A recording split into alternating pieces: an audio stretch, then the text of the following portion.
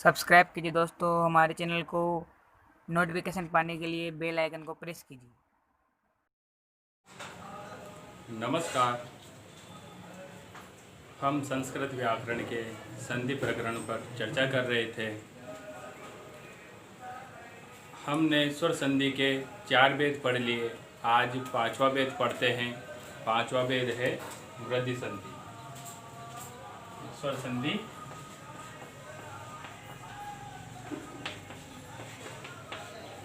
इसका 5वां भेद है वृद्धि संधि।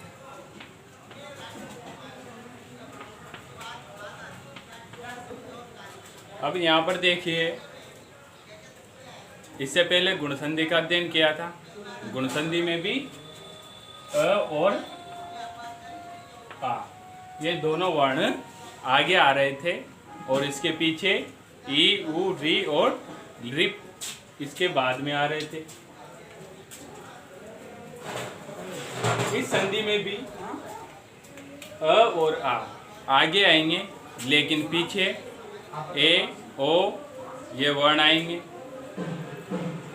जो वृद्धि का मतलब आप समझो, वृद्धि यानी इसका भी मतलब बड़ा है, यानी वृद्धि कर रहे हैं किसी चीज की, यानी उसे छोटे से बड़ा करके लिख रहे हैं। तो परिभाषा देखते हैं। इसकी परिभाषा में बताया गया है कि यदि आ के बाद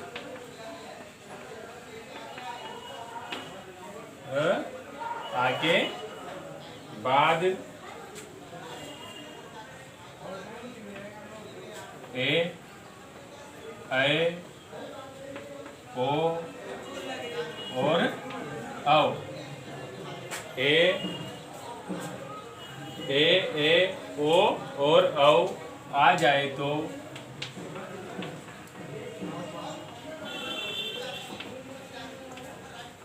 दोनों के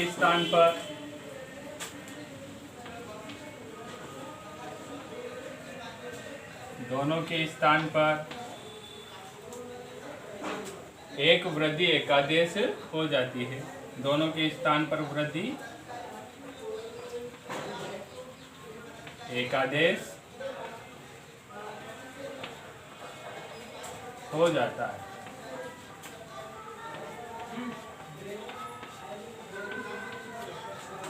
यहाँ पर समझो, गुण में भी अपन ने अ और आ पढ़ा था, वृद्धि में भी अ और आ पढ़ रहे हैं, लेकिन गुण में तो अ आ के बाद में ई उ री आ रहा था, लेकिन यहाँ पर वृद्धि संधि में अ आ के बाद में ए ऐ ओ और औ बाद में आता है। इसे सारणी से समझे तो देखो, इसे नोट कर लो। पहले इसे नोट कर लो। जैसे सारणी में देखते हैं अपन, सारणी किस प्रकार से बन रही है इसकी, तो देखिए, अ आके बाद में अगर ए और ए आ जाए, अ आके बाद में ए या ऐ आ जाए तो दोनों की एक वृद्धि होगी जो कि बड़ा है। यहाँ पर ध्यान देना कि जैसे ए में एक मात्रा लगी हुई है, तो ये वाला तो बड़ा है और ये वाला छोटा है, मगर जब किसी दूसरे व्यंजन में जब इसकी मात्रा लगेगी तो वो इस प्रकार लगेगी, वो बड़ी मात्रा लगेगी और इसकी एक मात्रा लगेगी। यहाँ पर कंफ्यूज मत हो जाना कि भाई इसमें एक मात्रा है तो व्यंजन में भी एक मात्रा ही लगा है। ये वाला बड़ा है इसलिए इसकी 2 मात्राएं लगती है। अगर इसके बाद में अ आके बाद में ओ और औ इनमें से कोई एक वर्ण आ जाए तो फिर यहाँ पर भी वृद्धि होगी। वृद्धि होकर के क्या होगा, बड़ा हो जाएगा। ये तो छोटा है, छोटा का बड़ा हो जाएगा और बड़ा तो बड़ा ही रहता है, बड़ा जैसा का जैसा ही आ जाएगा, यानी वो हो जाएगा। लेकिन दोनों के स्थान पर होगा। एकादेश बताया गया है परिभाषा में, दोनों के स्थान पर हो रहा है। जैसे एक उदाहरण है, कृष्ण प्लस एकत्वम, कृष्ण प्लस एकत्वम। ये एक उदाहरण देखिए, कृष्ण। यहाँ पर अंतिम स्वर देखते हैं, ण में क्या मिला हुआ है, मिला हुआ है, और पीछे स्पष्ट रूप से दिखाई दे रहा है। तो यहाँ पर देखो अ और ए, नियम काम में आ रहा है। नियम इस प्रस्तुत हो रहा है यहाँ पर कि भाई अ के बाद में ए आया हुआ है। तो फिर इस उदाहरण में कौन सी संधि है, वृद्धि संधि है। तो दोनों के स्थान पर कौन सा वर्ण आ जाएगा, सारणी में देख करके बताओ। बड़ा ए आ रहा है तो ये बड़ा ए हो गया।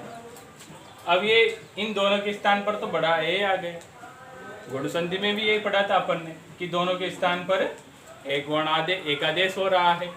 दोनों वर्णों के स्थान पर एक वर्ण आ रहा है तो उसे एकादेश बोल रहे हैं। तो यहाँ पर भी एकादेश बोल रहे हैं।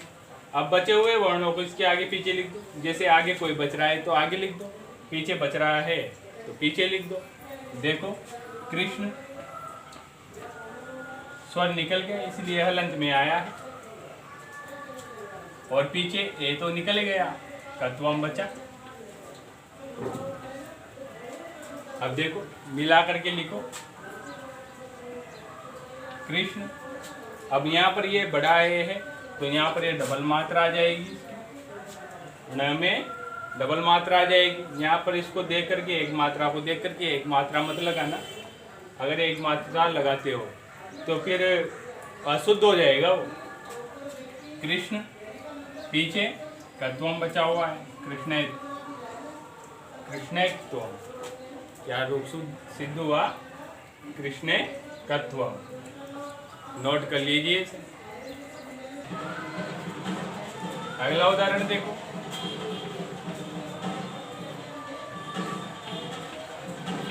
गंगा प्लस ओद। यहाँ पर देखिए गंगा प्लस ओद, इसमें सिंगल मात्रा है, गंगा प्लस ओद। तो यहाँ पर गंगा में क्या मिला हुआ है, ग में आ मिला हुआ है। अगर इसका पद विश्लेषण करते हैं तो ये देखिए इस प्रकार से करेंगे। ये ग में अ मिला हुआ है, पीछे ये आ रहा है, फिर उसके बाद में ग आ रहा है और ग में आ की मात्रा लगी हुई है। इस प्रकार से पद विश्लेषण कर लेते हैं। पद विश्लेषण करने के बाद में अंतिम स्वर का पता चल गया अपन को कि भाई आ रहा है, पीछे इसके ओ आ रहा है। ओ आने पर देखिए नियम स्थापित हो गया। अ आ के बाद में ओ आ रहा है तो यहाँ पर भी अ आ के बाद में ओ आ रहा है। तो दोनों के स्थान पर, दोनों वर्णों के स्थान पर एक वर्ण लिखते हैं और वो है वृद्धि। वृद्धि वर्ण है ओ। ये बड़ा ओ लिख दिया। अब इसके आगे पीछे जो बचा हुआ है वो लिख लेते हैं। यहाँ पर ये गंग बचा, गंग भी हलंत में, ग हलंत में आएगा। यहाँ पर पीछे ध बचा, मिला करके लिखो। मिला करके लिखने पर इसमें ये डबल मात्रा आ जाएगी और ये पीछे ध का ध जैसा का जैसा। इसे भी नोट कर लीजिए। ये तो अपन ने वृद्धि संधि पढ़ी। इससे पहले एक और संधि पढ़ी थी, अयादि संधि। अयादि संधि में भी इन चारों वर्णों का अध्ययन किया था, ये चारों वर्ण। तो अब आप एक बात ध्यान में रखो कि अयादि संधि में भी गुण संधि की तरह ही ये चारों वर्ण आगे आ रहे हैं। वहाँ पर भी रील, री, ई, उ, री और री, ये चारों वर्ण आगे आ रहे थे और यहाँ पर भी ये चारों वर्ण आगे आ रहे हैं अयादि संधि में। तो देखो अगर ये चारों वर्ण आगे आ रहे हैं,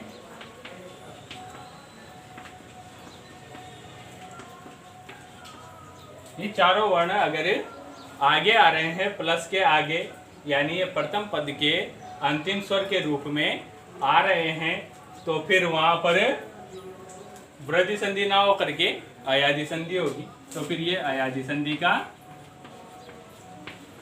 नियम होगा।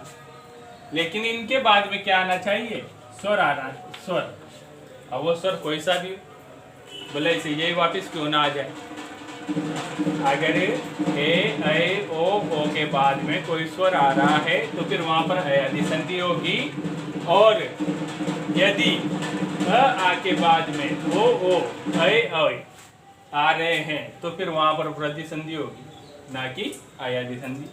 तो ये वाले वर्ण यहाँ पर पीछे चले जाते हैं वृद्धि संधि में, और स्वर के रूप में मात्र क्या आता है, अ और आ। स्वर में आ आता है और ये वाले वर्ण पीछे चले जाते हैं, तो वृद्धि संधि। अगर इस प्रकार का नियम है तो फिर अयादी संधि। तो आप कंफ्यूज मत होना वहां पर कि भाई इसमें क्या करें। जैसे एक उदाहरण अपन ने अयादी संधि में ये लिखा था, ए के बाद में ए, जैसे हरे प्लस ए। तो अब आप यहाँ पर कंफ्यूज मत होना कि यहाँ पर वृद्धि संधि है, तो वृद्धि संधि में अपन ने यहाँ पर ए पीछे लिख रखा है, तो ये ए पीछे आ रहा है, लेकिन यहाँ पर ए भी आ रहा है, आगे आ रहा है ना, आ नहीं आ रहा, तो यहाँ पर भी वृद्धि संधि नहीं होगी। और अयादी संधि में भी कंफ्यूज मत होना कि कौन से वाले वर्ण पर आदेश करेंगे, कि भाई इसमें से कौन से वर्ण पर आदेश करेंगे। तो यहाँ पर देखो नियम में बताया गया था आपको कि हमेशा आगे वाले वर्ण पर आदेश होगा। आदेश आगे वाले वर्ण पर होगा, एकादेश दोनों ही वर्ण पर होते हैं। वृद्धि संधि में एकादेश हो रहा है और अयादी संधि में आदेश हो रहा है, और आदेश हमेशा इस वाले वर्ण पर ही होगा, और ये ऐ के रूप में बन जाएगा। पीछे वाला वर्ण जैसा का जैसा ही रहता है अयादी संधि में। तो यहाँ पर भी कंफ्यूज मत होना है कि भाई कौन से वर्ण पर आदेश करें, और वृद्धि संधि में भी कंफ्यूज मत होना है कि भाई ए के पहले ए आया है तो वृद्धि संधि कर दे, ये कभी भी नहीं होगा। यहाँ पर अयादी संधि है तो अयादी संधि होगी, ना कि वृद्धि संधि। इसे भी नोट कर लीजिए। अब यहाँ पर आप लोगों को कुछ उदाहरण दिए गए हैं, उसी प्रकार से लिखना है जिस प्रकार से अपन पूर्व में लिख रहे हैं। इनमें संधि करके पीछे संधि का नाम कोष्टक में लिखना है, इनमें कौन सी संधि हो रही है। और ये प्रथम है जन प्लस एकता, जल प्लस ओ, गा प्लस एवं, तंडुल प्लस ओदनम, बाला प्लस ऐसा, देव प्लस ऐश्वर्य। ये उदाहरणों को आप नोट कर लीजिए और इनका संधि करके और संधि का नाम पीछे लिखना है। धन्यवाद।